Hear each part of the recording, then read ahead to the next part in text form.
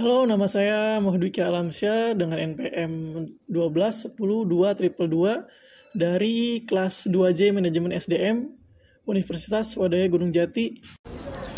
Di sini saya akan menjelaskan materi tentang human capital atau modal manusia. Tanpa berlama-lama, langsung saja kita simak videonya.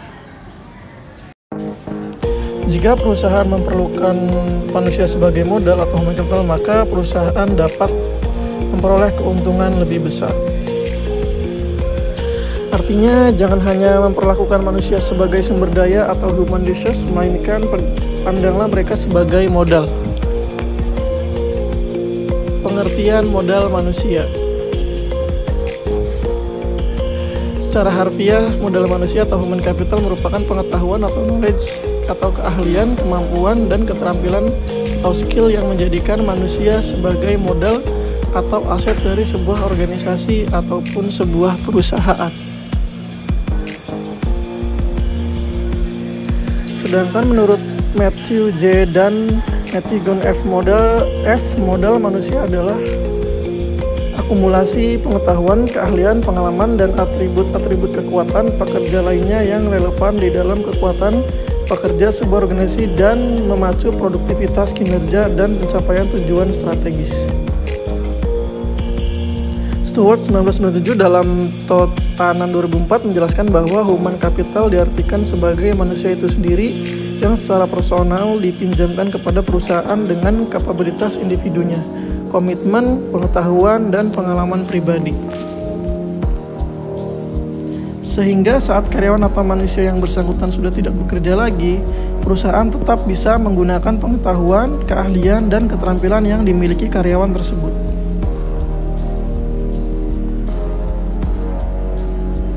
Artinya, di sini manusia dipandang sebagai sebuah modal atau aset yang berharga bagi perusahaan itu sendiri. Hal ini tentu berbeda dengan saat manusia dianggap sebagai sumber daya yang dapat dipecat kapan saja saat sudah tidak produktif lagi.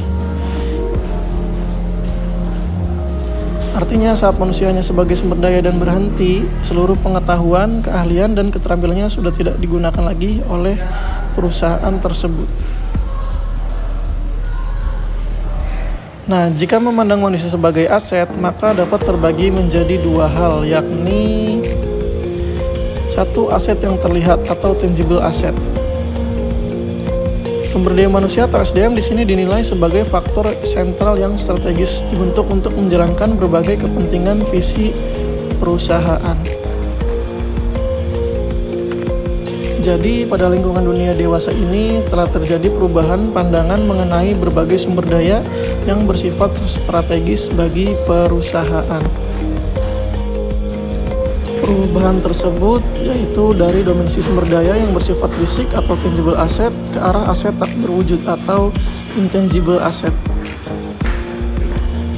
Dua aset yang tidak terlihat atau intangible asset. Aset yang tidak terlihat atau intangible asset merupakan lawan dari aset terlihat atau tangible asset, meski keduanya memiliki kepentingan yang sama.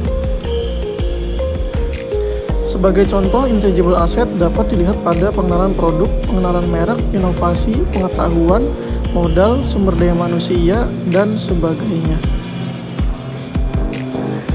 Menurut Raymond Arnold, John R. Holzenberg, Barry Gerhardt, Patrick Blake 2008, artinya saat ini semakin banyak perusahaan yang tertarik menggunakan aset yang tidak terlihat dan modal manusia sebagai sebuah cara untuk mendapatkan keuntungan lebih dari para pesaing.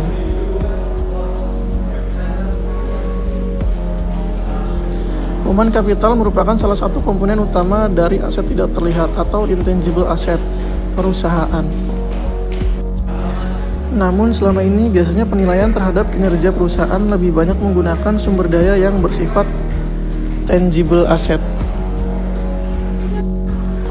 Artinya, human capital bukanlah memosisikan manusia sebagai modal layaknya mesin, namun justru bisa membantu pengambil keputusan untuk memfokuskan pembangunan manusia dalam rangka peningkatan mutu organisasi atau perusahaan.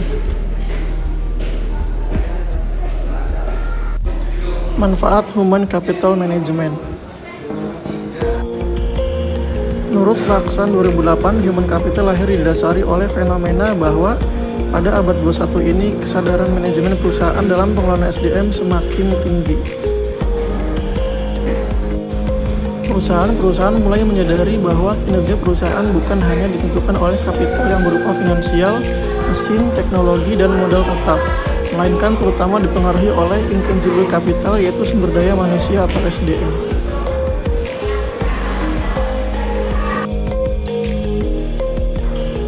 Oleh karena itulah mungkin belakangan ini Anda sudah jarang mendengar divisi atau bagian HR atau Human Research dan lebih sering mendengar istilah HC atau Human Capital dalam organisasi atau perusahaan.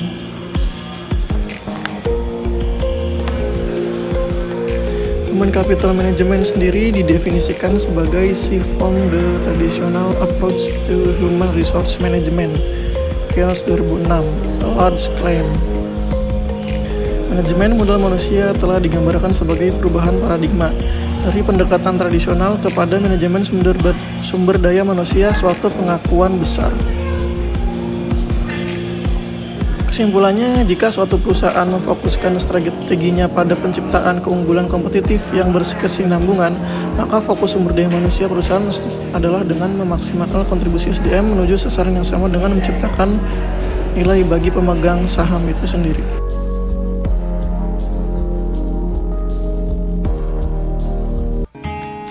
Sekian dari saya, terima kasih. Jangan lupa like, comment, dan subscribe. See you.